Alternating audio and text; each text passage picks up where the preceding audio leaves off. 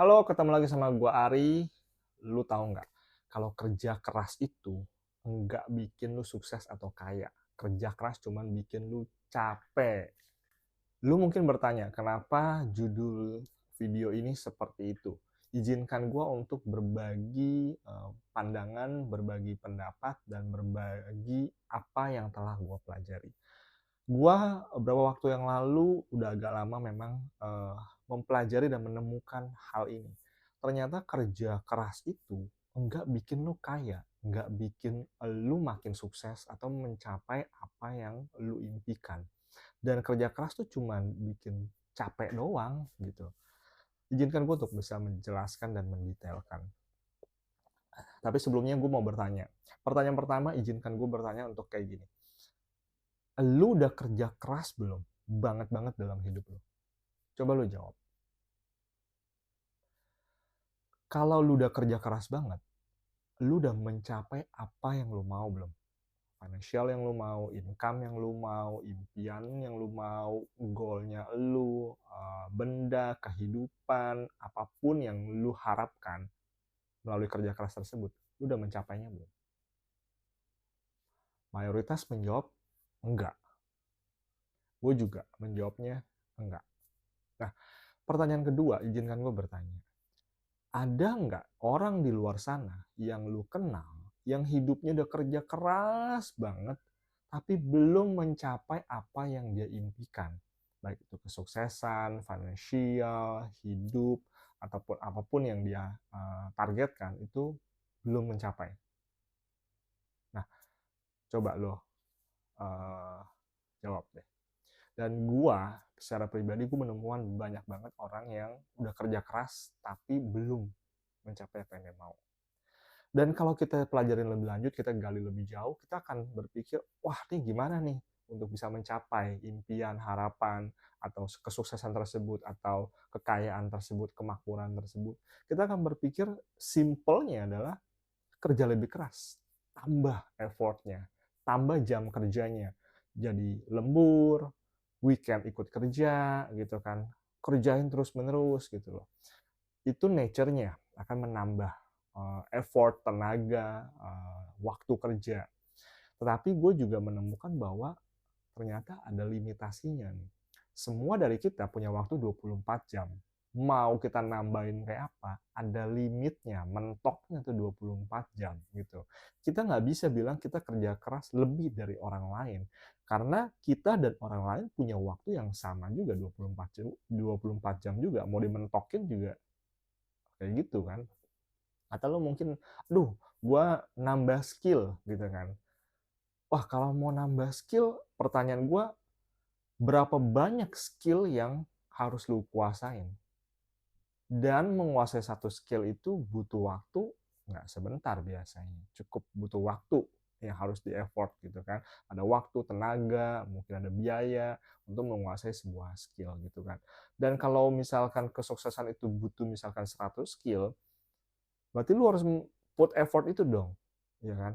Dan wah, jadi semakin jauh banget dong kesuksesan itu kalau kita menghitung-hitung dari, wah kita harus nambah skill nih untuk bisa mencapai ke sana.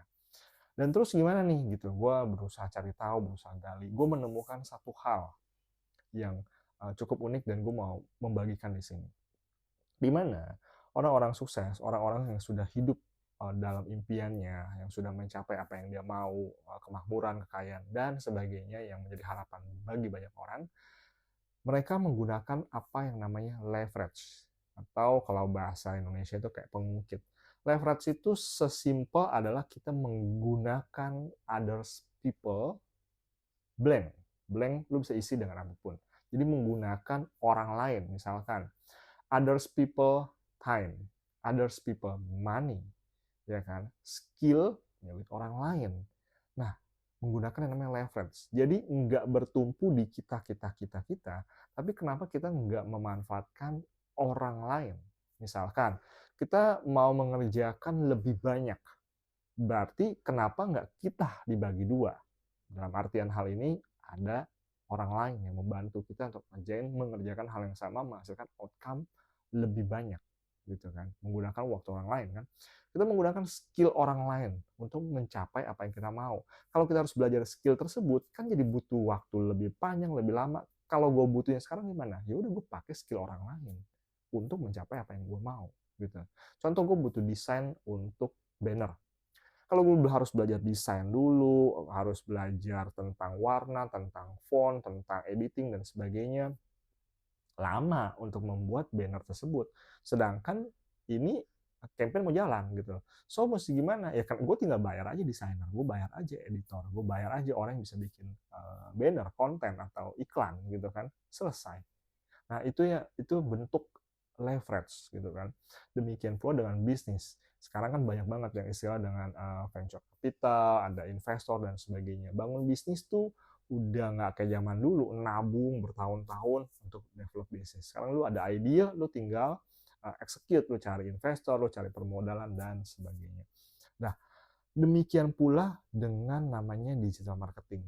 Dan gue masih banyak banget ketemu mereka yang oke, gue mau belajar untuk digital marketing itu good, tapi kalau lu mau belajar digital marketing sampai final, sampai lu merasa mampu dan merasa oke baru doing the business, waduh kelamaan itu.